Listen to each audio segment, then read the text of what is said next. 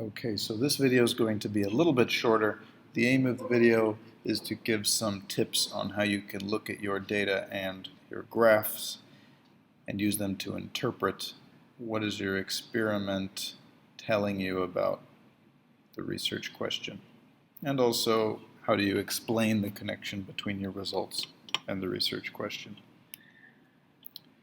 So, getting a quick look at this graph, it's kind of obvious, I think, that when we drew the straight trend line, the trend line nearly goes through all of the points. And the trend line, as one variable is increasing, the other one is increasing. It has a positive gradient, positive slope.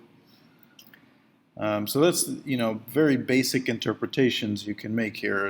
As one variable increases, the other one also increases. This is not necessarily proportion. We'll talk about that in just a minute. But we can say there's some kind of direct relationship. Now, if you want to think about proportion, you need to think about a few things.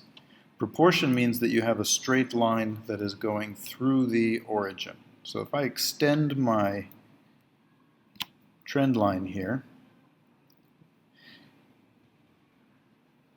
the origin 0, 0 is right here. Now, the trend line gets very, very close to that, but it doesn't exactly go through the origin, 0, 0. So I'm a little bit hesitant to say that it definitely shows a proportional relationship,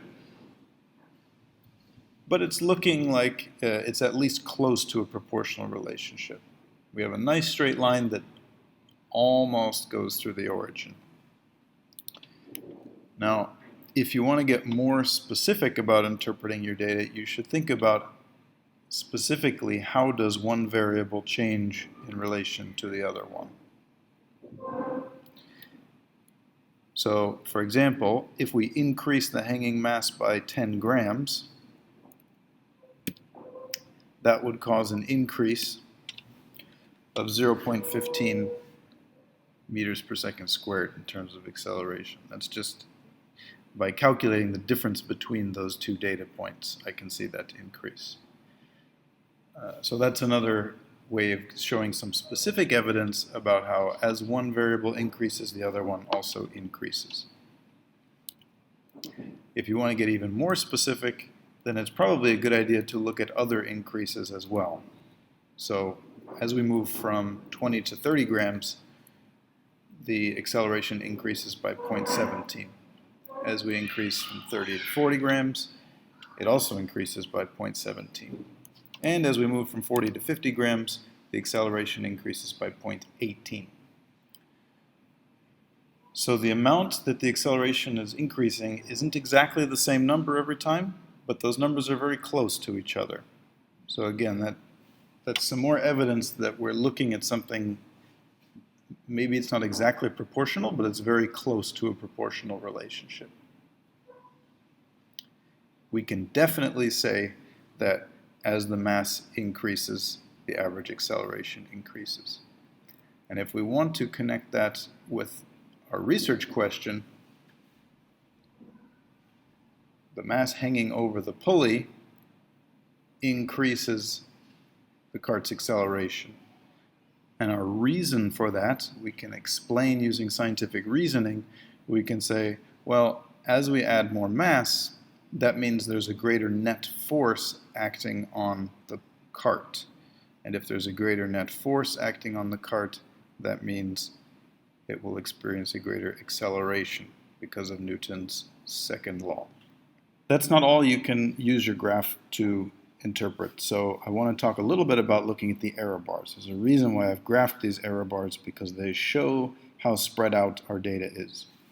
And you'll notice there's a big difference between these error bars. So for example, the first data point we had at 10 grams, there was a tiny, tiny error bar there because all of the measurements we took for time were very, very close together.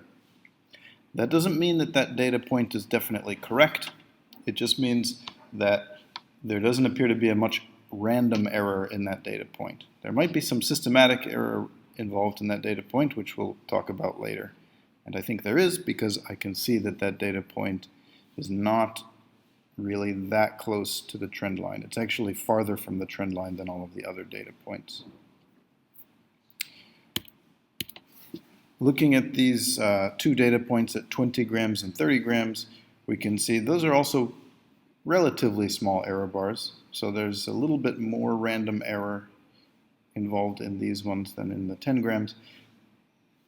But still, there's not too much random error. Where we really start noticing something a little bit troubling is these last two data points. You notice these last two data points have quite big error bars, which means we were experiencing lots of random error when collecting that data. So this is important because it helps you reflect on which data points might need to be improved through reducing random errors.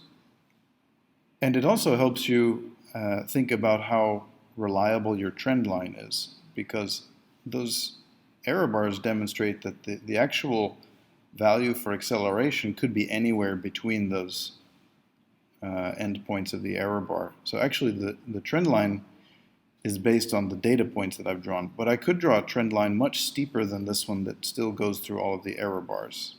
So I just want to show you here, if we draw that steeper trend line, that still goes through all of the error bars. So in theory, this trend line does not, the red one that I've drawn there, that's steeper than the blue one, that trend line still could describe the data based on the data that we've collected, because it still fits within all of the error bars. Also, we could draw a trend line that is less steep. So here is one that's less steep. It still goes through each of the error bars. So in theory, that could describe the data that we have collected. And the bigger the difference between these two trend lines, that means the less reliable our conclusions are.